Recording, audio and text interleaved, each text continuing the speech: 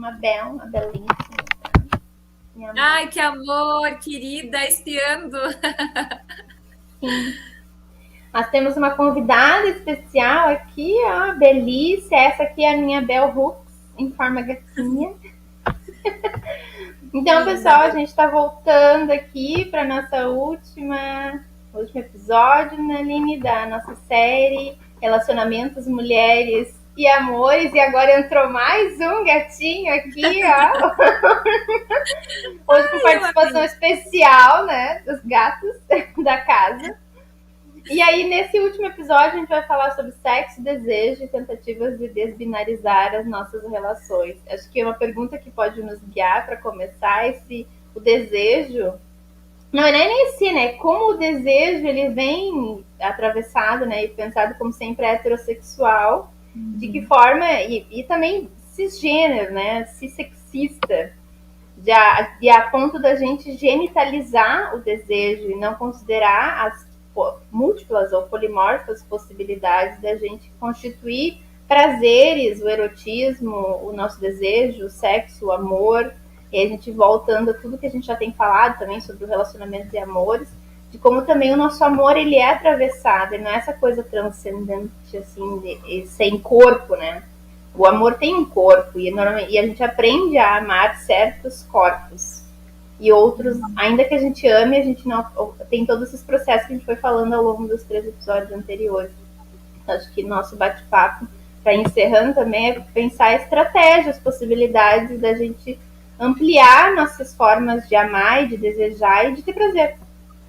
Coisas, então, eu fiquei pensando acerca dessa temática, né, sexo, desejo e tentativas de desbinarizar, para a gente iniciar essa conversa, que uma eu lembrei da pesquisadora nigeriana, a Oyumi, e eu vou deixar na descrição aqui o nome dela certinho, que eu não sei se eu estou falando certo, mas é uma pesquisadora as pesquisas dela são com uma sociedade iorubá, e ela fala como essa relação de gênero ou essa forma de pensar o gênero ocidental, ela não funciona, ela não serve, né? Ela é equivocada para pensar relações africanas, por exemplo, né? Como a exemplo disso, essa sociedade iorubá que ela pesquisa, onde as relações hierárquicas, elas acontecem socialmente, são fundamentadas, são organizadas através de relações de idade, de senioridade, né? Então, o gênero, da forma binária como nós pensamos, não acontece da mesma forma em outras sociedades, né? Isso para a gente pensar como essa relação de desejo binária, ela é uma questão para a gente pensar aqui ocidental e que ela aconteceu por meio da colonização dos povos, né?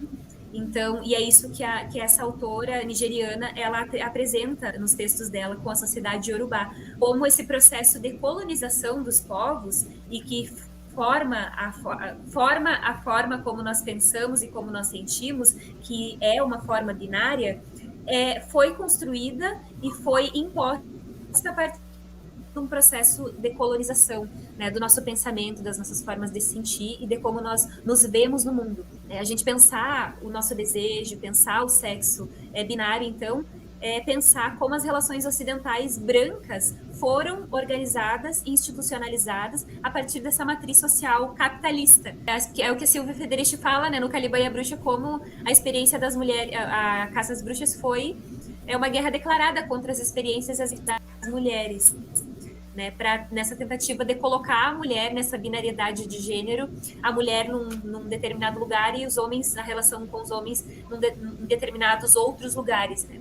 Mas a gente pensar sexo e desejo e desbinarizar isso é bastante complicado em todas as relações, né? Umas mais complexas e complicadas que outras, porque eu vejo isso partindo de um lugar também dentro de uma comunidade, que é a comunidade LGBT, e mais especificamente como uma mulher lésbica, eu vejo que os nossos desejos todos, eles não são neutros, né? Quando a gente pensa assim, o desejo é só meu, é individual. Na verdade, o nosso desejo ele é muito mais coletivo e muito mais imposto do que nós imaginamos. Então, a gente, às vezes, quer gostar de alguma coisa e não consegue, e é muito difícil o processo de desconstrução, porque tem uma questão moralizante, né, que me diz o que eu devo, o que eu não devo gostar, o que é permitido ou não como mulher, né, dentro de uma relação, e isso inclui muito as nossas formas de expressar o desejo e de expressar a sexualidade. também, porque está muito enquadrado dentro de condutas heteronormativas, né? Como a gente deve se comportar nas relações sexuais, nas relações de desejo.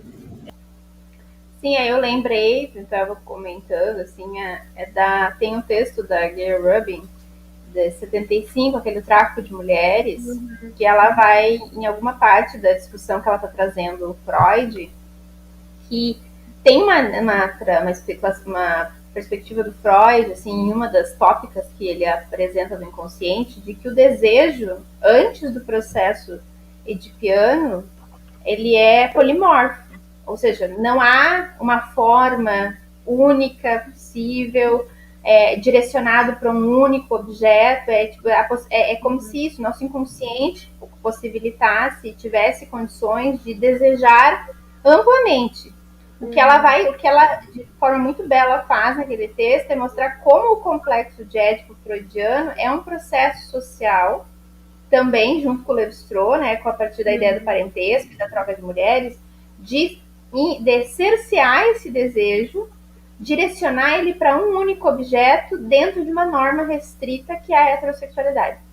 Então, ela está trazendo o que se faz nesse processo que a gente está chamando de socialização é subjetivar uma única forma possível como a forma esperada socialmente normal, porque tem todo um processo que a Silvia Federici também fala de qual é o lugar da sexualidade da mulher no capitalismo patriarcal. Qual é o lugar do controle, da regulação, que o próprio Foucault vem trazendo em História da Sexualidade, do sexo e da sexualidade. Que aí constitui aquelas grandes 4 formas, que é a masturbação infantil, o próprio surgimento do casal heterossexual monogâmico, a histeria das mulheres e a sodomia, né? A homossexualidade. Essas formas todas, que são constituídas como parte de um dispositivo de regulação, que faz parte de um contexto tanto de uma moral cristã, judaica, cristã, né, mas também dos interesses para um sistema capitalista de que a sexualidade opere e funcione a favor da produção. E isso precisa, óbvio, passar pelo controle das mulheres. Ela travou ali. Não sei nem se tu me ouviu. Estou te escutando. Ah, tá. E aí, quando a Ruby fala isso, né, a gente pode pensar de como nós somos pessoas que podemos desejar de forma diversa, múltipla, não direcionada para um objeto homem ou mulher, ou então no limite 2 pessoas, homem e mulher, né? De não estar relacionado isso a uma genitália, porque a gente também, no processo de regulação da sexualidade, a gente sabe que a nossa sexualidade ela é muito marcada para a reprodução e genital, né? Tipo, a gente reduz o nosso desejo ao desejo relacionado à genitália. E aí, eu acho que o que a gente tem que fazer, que é um exercício que eu vejo vários profissionais, assim como eu, que são da sexologia também, da psicologia, das ciências sociais, é de tentar desconstruir esse processo de um desejo e mostrar que o desejo, sim, ele é constituído historicamente. Eu acho que até é interessante retomar isso, porque tem uma discussão nas ciências sociais, no campo da sexualidade, de que limite alguns autores entendem que o desejo é ou não construído historicamente. Né, de que momento... E aí eu acho que aqui, não que o desejo em si seja construído, eu acredito, assim como o Freud, que tem uma dimensão da libido, né, da nossa pulsão, dessa energia, do erótico, que a Audre Lorde vai chamar do erótico, que é a energia da vida. E aí, isso é uma coisa que constitui nosso corpo, nosso inconsciente. O que eu entendo da construção do desejo é de que, à medida em que a gente vai sendo socializado, a gente vai internalizando as regras, essas normas sociais, e isso vai moldando as nossas possibilidades de desejar. E aí, o que vai acontecer depois na clínica? O que aparece? As pessoas sofrendo porque elas descobrem, sei lá, tá apaixonada por uma pessoa do mesmo gênero, que elas desejaram uma prática sexual que é considerada interdita para o gênero dela, ou que elas começaram a perceber prazeres em coisas que não são genitais, que são erotizar práticas e objetos que não tem nada a ver com o sexo tradicional, que a gente acostumou a aprender que isso é sexo. Então, ou pessoas que passam a perceber que desejam, às vezes, não necessariamente o sexo, mas outras formas de estar com a pessoa, que tem um enamoramento, né, do apaixonamento, mas não é, eu quero transar, é só estar com a pessoa, isso para mim é suficiente, isso faz eu gozar, faz eu ficar feliz. Então, tudo isso passa por um sofrimento que eu acho que a gente não precisava ter. Se a gente conseguisse entender que nós somos. Tem tantas possibilidades, mas tantas possibilidades de a gente constituir a forma como a gente vive a sexualidade. Né, que a gente pode desejar e até gozar, né, pensar nisso, gozar. E aí, gozar que não é o gozo do sexo, é o gozar, mas gozar com a vida. Que isso independe de quem tu tá fazendo ou o que tu tá fazendo, né? Mas a gente voltando pro sexo, tem, por exemplo, a masturbação anal, a introdução de objetos, ou mesmo uma relação do pegging, que é uma prática, né? Que a mulher pode usar uma cinta específica com o dildo. Tudo isso para penetrar um homem, né? Tudo isso é considerado assim, meu Deus, será que eu sou gay? Porque isso é um fetiche. Pensar que eu desejo isso, e aí tu vê que isso virou um fetiche, e aí tudo isso, né, Aline, que a gente está falando, essas coisas que são interditas no modelo monogâmico heterossexual, viram fetiches em outro contexto, porque é a forma de viver, de interpretar essa fantasia. Eu acho que o legal, depois eu que estou circulando pelo BDSM, de ver que o que se trabalha de fantasia nesse universo fetichista e BDSM é tudo aquilo que é interditado no modelo considerado baunilha, tradicional, normativo. Porque daí ali tu pode dar vazão a isso que nos constitui. Às vezes as pessoas dizem, eu não gosto dessas coisas, mas é porque a pessoa nunca nem se permitiu experimentar. Eu não acho nem que todo mundo tem que experimentar tudo, não é isso que eu também estou dizendo. Mas é de possibilidade. Né? Mas a possibilidade de talvez sentir prazer com coisas que são diferentes do tradicional e tu descobrir, mas isso é legal, sabe? Sim, eu acho que é possível eu ficar com uma pessoa do mesmo gênero e achar isso super gostoso, mas isso não me faz nada, isso não me constitui coisa alguma. Eu só fui pelo prazer, foi legal, eu tive vontade de fazer isso. E eu me permiti, ao sentir vontade, eu me permiti fazer isso.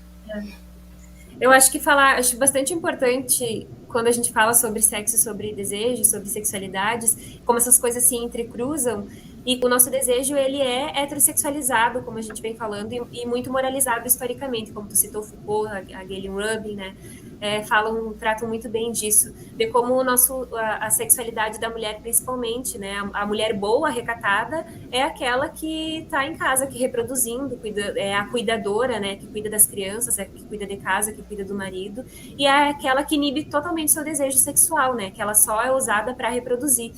Então, e isso serve a quem? Ao sistema patriarcal capitalista, né? Então, pensar sobre isso, sobre desbinarizar as nossas relações de desejo e sexuais, olhar para essas normas, ver o que a gente reproduz ali que não nos faz bem e o que nós gostaríamos de avançar ou de extrapolar com essas normativas, né? Que tanto nos moralizam os nossos corpos e os nossos desejos. E para que a gente consiga pensar esse desejo e essa sexualidade, esse sexo, fora dessas caixinhas binárias, né? Isso pode, isso não pode, isso é de Deus, isso é demonizado. Para que a gente pense, desmoralize também essa binariedade das práticas do desejo e das práticas sexuais, né? Que aí a gente começa a ver a nossa sexualidade e o nosso desejo não a partir dessa régua heterossexual que diz isso pode, isso não pode. A gente começa a ver o nosso desejo e a nossa sexualidade como fluida, como práticas possíveis de serem praticadas e que eu posso ou não gostar. Né? E aí é que entra uma conversa muito mais interessante, né? Que é me conhecer o meu corpo e desmoralizar totalmente dessa régua cristã e heterossexual. E tem uma coisa muito legal que a dimensão que você está falando é da experimentação, porque muitas vezes aqui já vem aquele interdito, não, mas eu não gosto disso. Não, isso não é para mim. A pessoa não está se dando a possibilidade de experimentação. E aqui é uma experimentação que tem ética, né? Porque não é também ficar usando objetificando as pessoas. É no sentido da experimentação daquilo que a gente está falando também. De tu permitir sentir isso e ao sentir se permitir também viver essa experiência e ver como que tu vai te sentir nela. Está muito conectado contigo, com o teu desejo, mas também se conectar com a outra pessoa, porque isso vai ser vivido com outras pessoas junto, não necessariamente sozinha, né? A gente pode fazer coisas sozinha, mas muito são práticas de experimentação coletivas. A gente vai estar com alguém e essa conexão produz alguma coisa, nos produz de forma diferente. Eu gosto muito dessa ideia de experimentar. A gente precisa passar por esse processo de se abrir, né? Tipo assim, olha, eu nunca experimentei isso. Não é eu não tenho vontade, eu não gosto disso. Isso não é para mim. É tipo, eu não sei, nunca fiz, não vivi isso. Gabi, eu estava pensando como é político, como é importante a gente falar sobre essas relações de sexo e desejo e essas tentativas, né? Por isso a gente colocou tentativas de desbinarizar o desejo, porque a binariedade encapsulada, que, né, talvez essa forma de dizer, encapsulada dentro da heteronormatividade, né? Onde se cristaliza a masculinidade e a feminilidade e as práticas que compõem essa feminilidade e a masculinidade, produz morte. Né? Produz morte literalmente, porque eu estava pensando em casos assim, por exemplo, né, de mulheres trans, casos já que a minha irmã e amigas dela compartilha comigo também, que eu tenho uma irmã transexual, né, de casos de homens, por exemplo, que se relacionam com mulheres trans e entram em conflito com o desejo e com a sua sexualidade, e aí tem várias questões, né, que se relacionam com mulheres trans para provar a própria masculinidade, pois depois que eles se relacionam, né, isso que eu quero dizer, eles acabam, ou eles, né, eles gostam muito, o que eles fazem, se eles estão dentro dessa binariedade do gênero muito encapsulada, heteronormativa, ou eles aceitam e começam a trabalhar isso tentando desbinarizar essa relação, ou eles querem matar aquela mulher trans. Eles querem acabar com a vida delas, porque é aquilo que eu não posso deixar que o meu objeto de desejo viva se eu não posso viver esse desejo. Né? Então, essa desbinarizar, falar sobre desejo e sexo nessas lentes é uma conversa política para que a gente pare de produzir essas mortes na tentativa de provar essas masculinidades e feminilidades tão frágeis, né? E baseadas em discursos moralistas, enfim, heterossexualizados. Também estou pensando, como tu está dizendo, da própria morte, dos próprios sujeitos que vivem as dissidências sexuais. E aí pode ser das mais variadas, desde dos fetiches, a própria identidade de gênero e de identidade sexual, porque nem todo mundo, né, consegue expressar isso. Tem muitas pessoas, depende muito dos processos, né, de cada um, vivenciam isso por longos anos em sofrimento, que às vezes é a extinção da própria vida, porque não consegue, porque isso tem uma sociedade que não acolhe. A gente não está num contexto em que dá para dizer que acolhemos, e politicamente pior ainda, né? Não consegue se acolher essas formas dissidentes, não normativas, não heterossexuais, não binárias, né? Tipo, gênero masculino e feminino, que possibilite que as pessoas vivam esses desejos. E aí se sentem isso, eles vão aparecer assim, tá, mas então eu tenho que me colocar numa caixinha, né? Porque se eu estou pensando isso, então significa que eu tenho que entrar em alguma caixa. E eu não, também não, sabe? Quando eu tô falando de desbinarizar, também acho que o processo, Aline, é da gente também tirar essas caixinhas identitárias. Eu sei que elas são importantes politicamente. Tem um sentido de coalizão, né, das políticas de identidade para pensar resistência, reconhecimento, direitos, acessos, políticas públicas, uma série de questões mas que a Butler vai colocando de forma muito legal também os limites disso num texto dela, que é porque o parentesco deve sempre ser heterossexual, de como também essa política de reconhecimento ela tem um viés também excludente, porque ela vai excluindo outras configurações de relações e outras identidades que nem sempre vão ser abarcadas nesses modelos identitários. Isso é um tensionamento, é uma outra discussão. Então, quando eu falo da vida, né, disso que a gente está dizendo, da experimentação, eu não acho que precise de rótulos. Não precisa se dizer, então eu sou bissexual porque eu fico com pessoas de dois gêneros. Ou eu sou uma pessoa gay porque eu desejei sexo anal.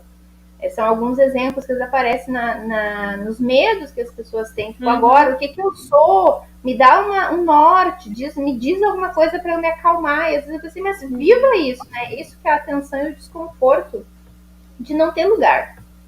Porque a experimentação também não precisa ter um lugar, porque isso pode transitar. A gente pode vir a amar pessoas do mesmo gênero, do gênero oposto, de outros gêneros, ao longo da nossa vida. Eu acho que libertar o desejo dos seus processos binários, como tu está trazendo, é também nos permitir viver esses desejos de modo livre, sem dizer nomes. Tá, agora eu sou hétero, agora eu sou bi, agora eu sou lésbica, agora eu sou não monogâmica, agora eu sou monogâmica. Esse encerramento também atende a alguns desejos, um outro processo de tensionamento que eu faço sobre qual é o lugar que essas caixinhas trazem, né, para nós. Porque quanto mais flui, mais livre a gente vai deixando, eu sei que isso é um mundo ideal que eu estou comentando, mas é um processo que é de libertação, de a gente poder viver uma sociedade que as pessoas se permitem, né, viver, experimentar e estar com pessoas, viver experiências, sentir coisas, sem precisar se preocupar onde é que ela está localizada quando ela vive isso, qual é a caixa que ela está entrando agora.